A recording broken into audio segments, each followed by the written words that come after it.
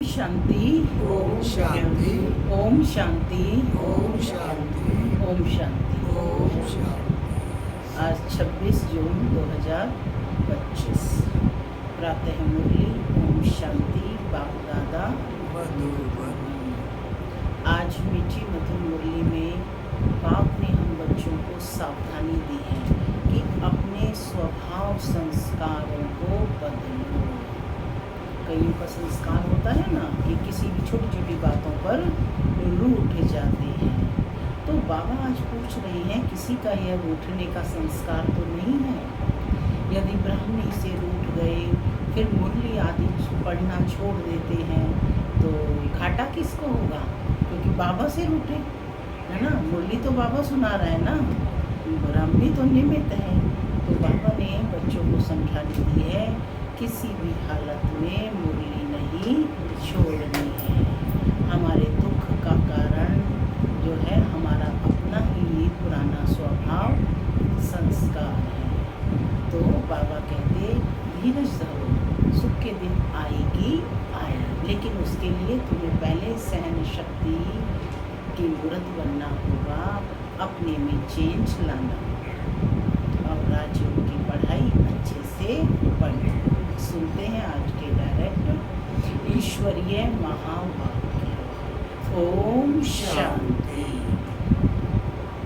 बाबा कहते मीठे बच्चे, अभी तुम्हें निंदा स्तुति मान अपमान दुख सुख सब कुछ सहन करना है। तुम्हारे सुख के दिन अभी समीप आ रही हैं। अभी तुम्हें निंदा स्तुति मान अपमान दुख सुख सब कुछ सहन करना है। तुम्हारे सुख के दिन अभी समीप आ रही हैं। आज की मुरली से प्रश्न है, बाप अपने ब्राह्मण बच्चों को कौन सी एक वार्निंग देते हैं? बाप अपने ब्राह्मण बच्चों को कौन सी एक वार्निंग देते हैं? क्या वार्निंग दे रहे हैं बाबा? अपने स्वभाव संस्कार को बदलो। गुड। सुनते हैं बाबा का उत्तर।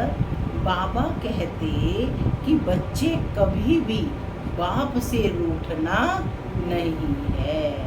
अगर बाप से रूठेंगे तो सदगति से भी रूठ जाएंगे।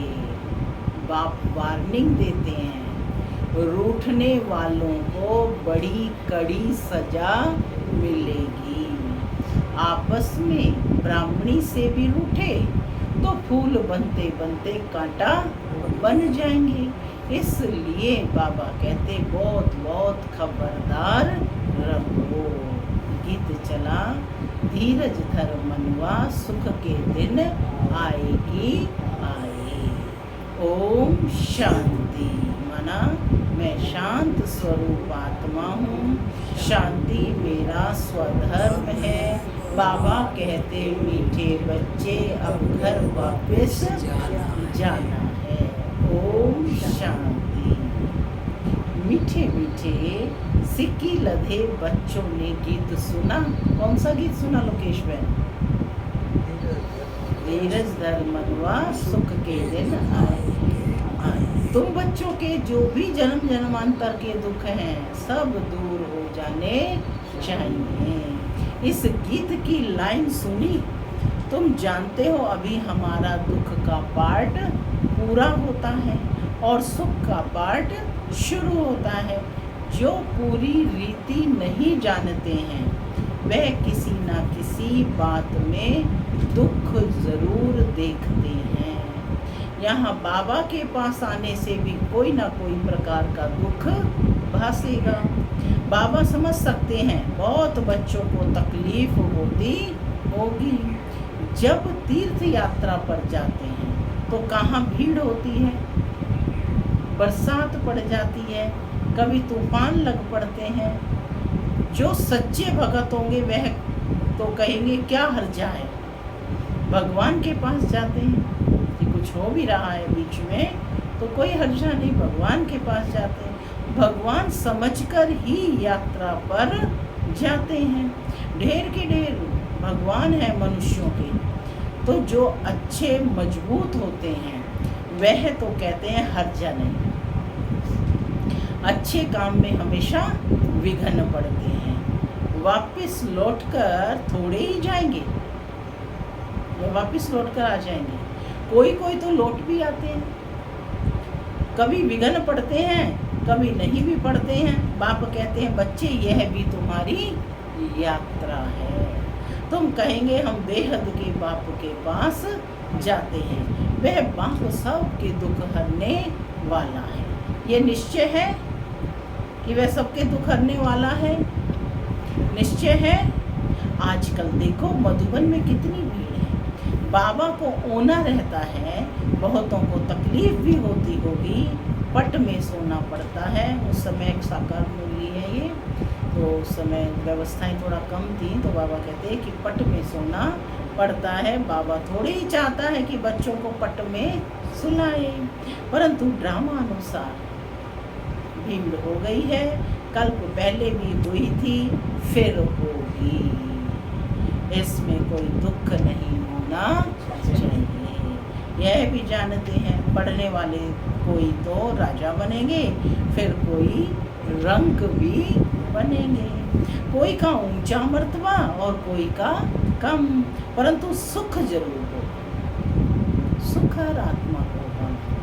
यह भी बाबा जानते हैं कि कोई बहुत कच्चे हैं जो कुछ भी सहन नहीं कर सकते, उन्हों को कुछ तकलीफ होगी, कहेंगे हम तो नाहक आए, या कहेंगे हमको ब्राह्मणी जोर करके ले आई, है ना। कई तो ऐसे कहते हैं ना, यहाँ तो हमें प्रॉब्लम हो रही है, बहन जी हमें जो है जबरदस्ती नहीं आई। ऐसे भी होंगे जो कहेंगे ब्राह्मणी ने नाहिक फंसाया, पूरी पहचान भी नहीं कि विश्वविद्यालय में आए हैं, कि उन्हें पूरी पहचान नहीं है कि आए कहाँ हो तुम, विश्वविद्यालय में आए हैं। इस समय की पढ़ाई से कोई तो राव बनेंगे और कोई रंक भी बनने वाले हैं भविष्य में। यहाँ के रंक और राव में, वहाँ के रंक और राव में रात दिन का फर्क होता है। यहाँ के राव भी दुखी हैं तो रंक भी दुखी हैं, वहाँ दोनों सुखी हैं। सतयुग में दोनों सुखी रहते हैं। यहाँ तो है ही पतित विकारी दुनिया। भल किसके पास, बाबा कहते बहुत धन है, बाप समझाते ये धन माल सब मिट्टी में मिल जाना है, यह शरीर भी खत्म हो जाएगा। जो देह सबसे ज़्यादा प्रिय है, बाबा कहते ये देह भी खत्म हो जाएगी। आत्मा तो मिट्टी में नहीं मिलती। कितने बड़े बड़े साहूकार हैं बिड़ला जैसे, परंतु उनको क्या पता कि अब यह पुरानी दुनिया बदल रही है। मालूम होता तो फट से आ जाते। कहते यहाँ भगवान आया हुआ है, फिर भी जाएंगे कहाँ, सिवाय बाप के और कोई सदगति कोई को सदगति मिल ना सके। अगर कोई रूठ गया, बहुत महत्वपूर्ण बात कह रहे हैं, ध्यान से सुनेंगे, नोट डाउन भी कर लें। अगर कोई रूठ गया तो कहेंगे सदगति से रूठ गया, माने अपने भाग्य से रूठ गया। ऐसे बहुत रूठते रहेंगे, गिरते रहेंगे। आश्चर्यवत सुनंती निश्चय होवंती, और फिर कोई तो समझते हैं बरोबर इन बगैर कोई रास्ता है नहीं, इनसे तो सुख और शांति का वर्षा मिलेगा, इन बगैर सुख शांति मिलना असंभव है। जब धन बहुत हो तब तो सुख मिले, धन में ही सुख होता है ना। वहाँ मूल वतन में जो तो आत्माएं शांति में बैठी हैं, कोई कहे हमारा पाठ नहीं होता तो सदैव हम वहाँ रहते, परंतु ऐसे कहने से थोड़े ही होगा।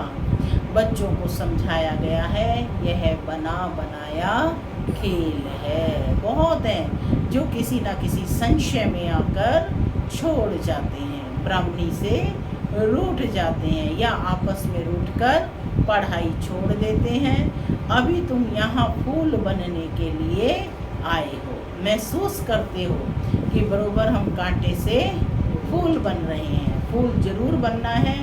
कोई को बहुत संशय है, फलाना यह करते हैं, यह ऐसे हैं, इसलिए हम नहीं आएंगे, बस रूठ कर जाए, घर में बैठ जाते हैं। बाबू कहते हैं और सबसे तो भल रूठो, लेकिन एक बाप से कभी नहीं रूठना। बाबा वार्निंग देते हैं, सजाएं बहुत कड़ी हैं।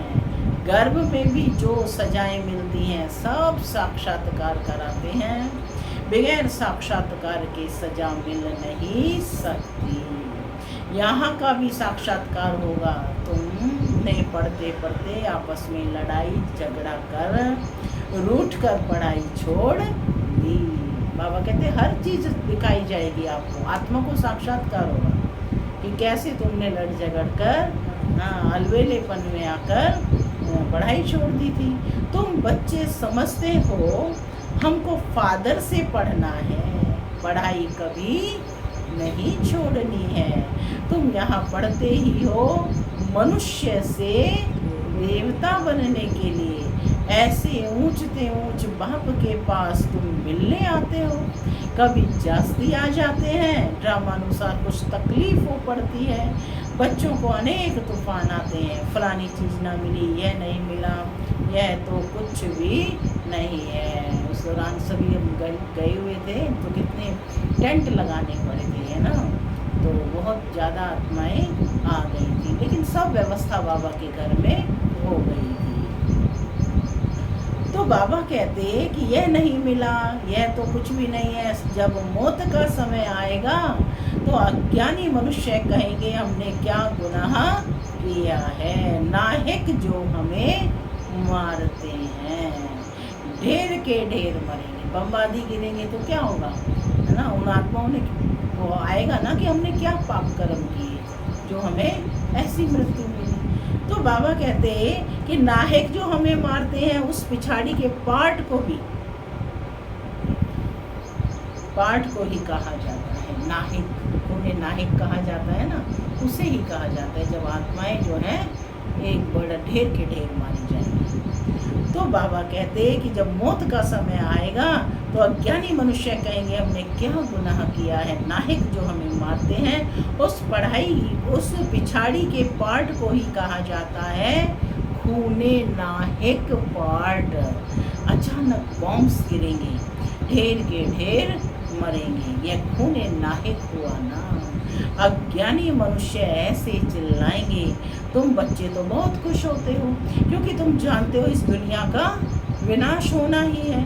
अनेक धर्मों का विनाश ना हो तो एक सत्य धर्म की स्थापना कैसे होगी। सतयुग में एक आदि सनातन देवी देवता धर्म था। किसको क्या पता सतयुग आदि में क्या था। यह है पुरुषोत्तम संगम युग। बाप आए ही हैं सबको पुरुषोत्तम बनाने। सबका बाप एक है ना। ड्रामा को तो तुम जान गए हो। सब तो सतयुग में नहीं आएंगे। इतनी करोड़ों आत्माएं सतयुग में थोड़े ही आएंगी। यह है डिटेल की बातें। बहुत बच्चियां हैं जो कुछ भी समझती नहीं है, भक्ति मार्ग के हिरे हुए हैं, ज्ञान बुद्धि में बैठ ना सके। भक्ति की आदत पड़ी हुई है। कहते हैं भगवान क्या नहीं कर सकता, मरे हुए को जिंदा कर सकते हैं। बाबा के पास आते हैं, कहते हैं फलाने मनुष्य ने मरे हुए को जगाया, तो क्या भगवान नहीं कर सकता। दुनिया में मनुष्यों का वो उदाहरण देते हैं, तो क्या भगवान नहीं कर सकता है। कर सकता है। कोई ने अच्छा काम किया तो बस उसकी महिमा करने लग पड़ते हैं, फिर उनके हजारों फॉलोअर्स बन जाएंगे। तुम्हारे पास तो बहुत थोड़े आते हैं, उनके हजारों फॉलोअर्स बन जाते हैं और तुम्हारे बहुत थोड़े आते हैं। क्यों आते हैं थोड़े? वहाँ तो बस सुनना है और आ जाना है। यहाँ तो उसको जीवन में धारण करना है, और धारणा करना नहीं चाहता कोई भी, ठीक है ना। तो इसलिए यहाँ पर थोड़े आते हैं। तो कहते तुम्हारे पास तो बहुत थोड़े आते हैं, भगवान पढ़ाते हैं, फिर इतने थोड़े क्यों? प्रश्न तो उत्पन्न होता है ना कि तुम्हारे पास भगवान पढ़ाते हैं, फिर इतने थोड़े क्यों? ऐसे बहुत कहते हैं।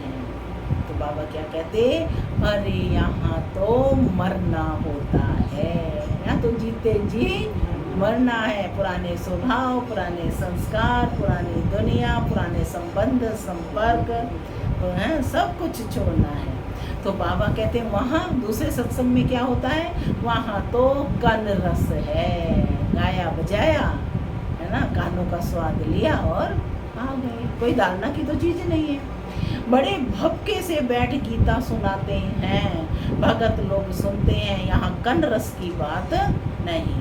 तुमको सिर्फ कहा जाता है बाप को याद करो। यहाँ तो कहते चुप बैठ करके बिंदु बन, साइलेंस में बाप को याद करो। गीता में भी ये अक्षर है, मन मनाओ, अर्थात अपने मन को मुझ परमात्मा के मन के साथ कनेक्ट करो।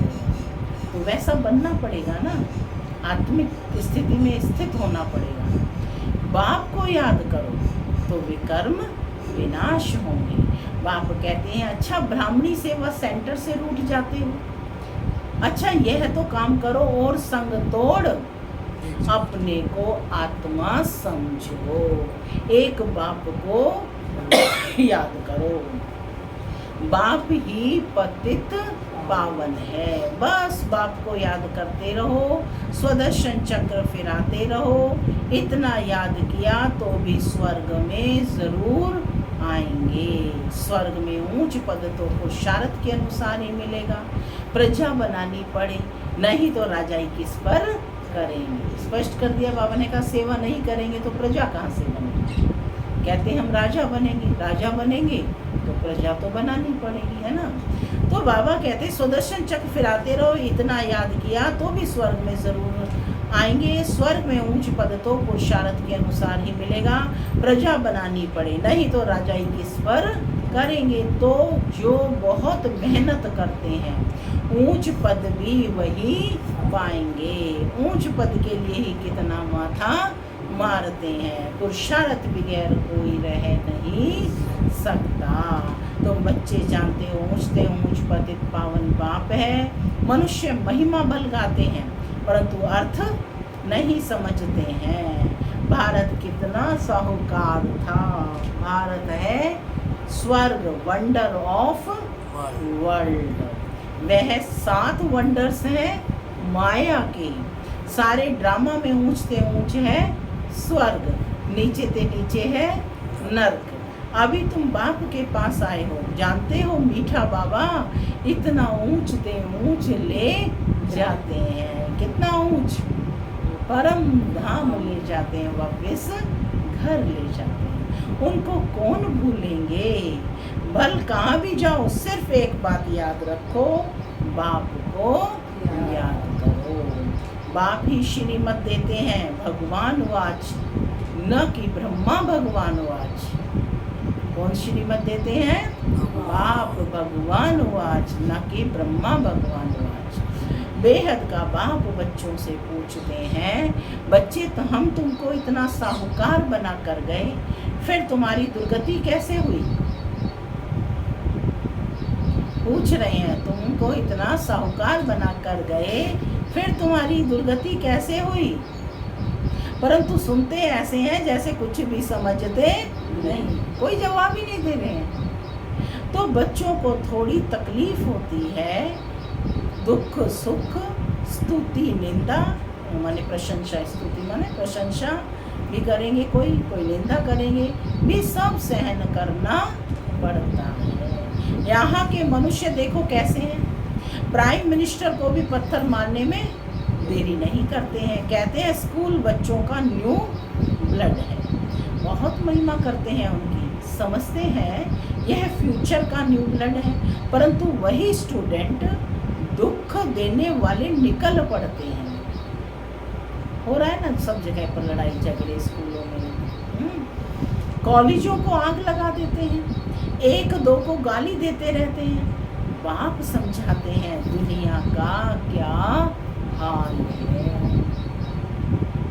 ड्रामा का एक्टर होकर भी ड्रामा के आदि मध्यांत और मुख्य एक्टर्स आदि को नहीं जानते हैं तो उन्हें क्या कहें। सभी आत्माएं क्या हैं? एक्टर्स हैं। लेकिन फिर भी ड्रामा के आदि मध्यांत और मुख्य एक्टर्स को नहीं जानते हैं तो क्या कहेंगे बाबा?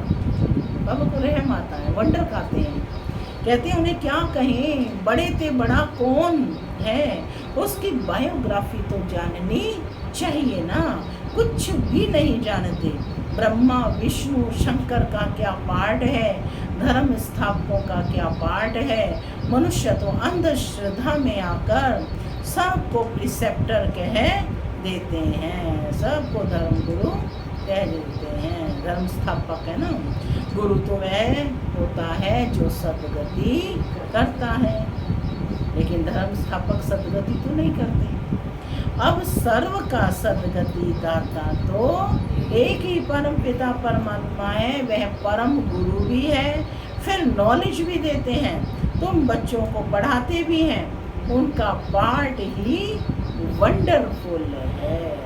धर्म भी स्थापन करते और सभी धर्मों को क्लास भी करते हैं, और तो सिर्फ धर्म स्थापन करते हैं, स्थापना और विनाश करने वाले को ही गुरु कहेंगे ना। बाबा कहते हैं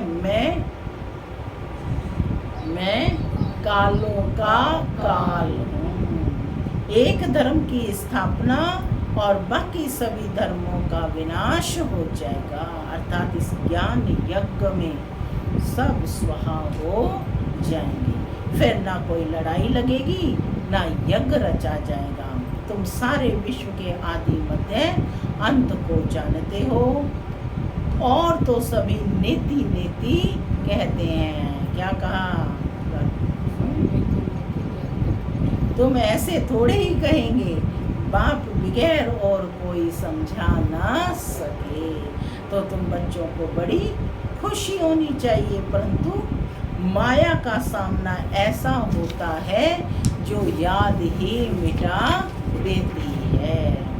तुम बच्चों को दुख सुख मान अपमान सहन करना है। यूं तो यहाँ कोई अपमान किया नहीं जाता है। बाबा कहते हैं बाबा के घर में फिर भी कोई अपमान नहीं किया जाता है। अगर कहते हैं मान लो फिर भी अगर कोई भी बात है तो बाप को रिपोर्ट करनी चाहिए। रिपोर्ट नहीं करते हैं तो बड़ा पाप लगता है।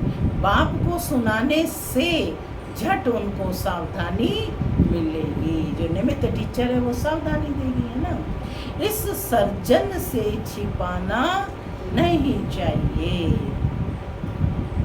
देखो हर जगह पर लेटर बॉक्स भी रखा होता है, भंडारी रखी होती है साथ में लेटर बॉक्स में। कोई भी बात है यदि आप बताकर नहीं कहना चाहते तो लिख कर रख सकते हैं, उसमें चिट्ठी में लिख कर रख सकते हैं। तो बाबा कहते हैं सर्जन से छिपाना नहीं चाहिए। बड़ा भारी सर्जन है, ज्ञान इंजेक्शन, इनको अंजन भी कहते हैं। क्या दे रहे हैं बाबा?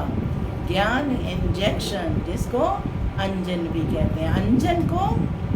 अंजन क्या होता है? ज्ञान सुरमा, आंखों में कहते हैं ना सुरमा लगा दिया।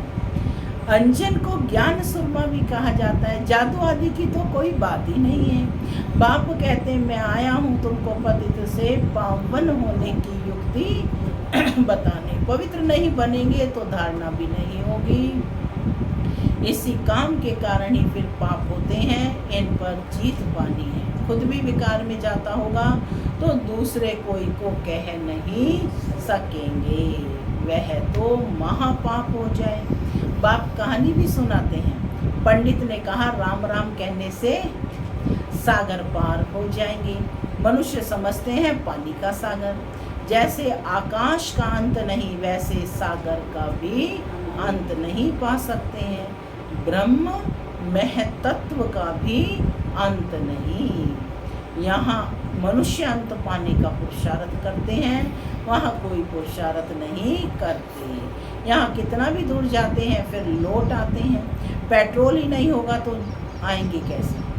आगे कितना जाएंगे? जितना ईंधन होगा उतनी दूर तक ही जाते हैं ना, रॉकेट मिसाइल्स वगैरह सब। बाबा कहते यह है साइंस वालों का अति अहंकार, फिर भी वो जाते रहते हैं, ट्राई करते हैं, उससे विनाश कर देते हैं। एरोप्लेन से सुख भी है, फिर उनसे अति दुख भी। अभी देखो घटनाएं घटी हैं, तो बाबा कहते हैं एरोप्लेन से सुख भी है और फिर उनसे अति दुख भी है। अच्छा, मीठे मीठे सिगे लगे बच्चों प्रति मात पिता बाप दादा का याद प्यार और गुड मॉर्निंग रूहानी बाप की, रूहानी बच्चों को नमस्ते। हम रूहानी बच्चों की रूहानी मात पिता बाप दादा को याद प्यार, गुड मॉर्निंग और नमस्ते नमस्ते, सदा रहो हंसते बनो फरिश्ते चलो धारणा के लिए मुख्य सार। पहला, किसी भी कारण से पढ़ाई नहीं छोड़नी है।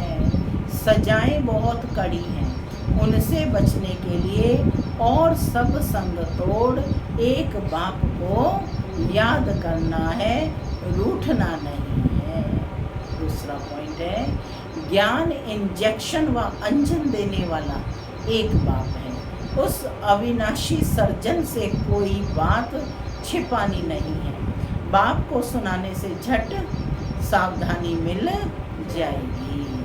आज का वरदान है, तन की तंदुरुस्ती, मन की खुशी और धन की समृद्धि द्वारा श्रेष्ठ भाग्यवान भव। संगम युग पर सदा स्व में स्थित रहने से तन का कर्म भोग सूली से काटा हो जाता है।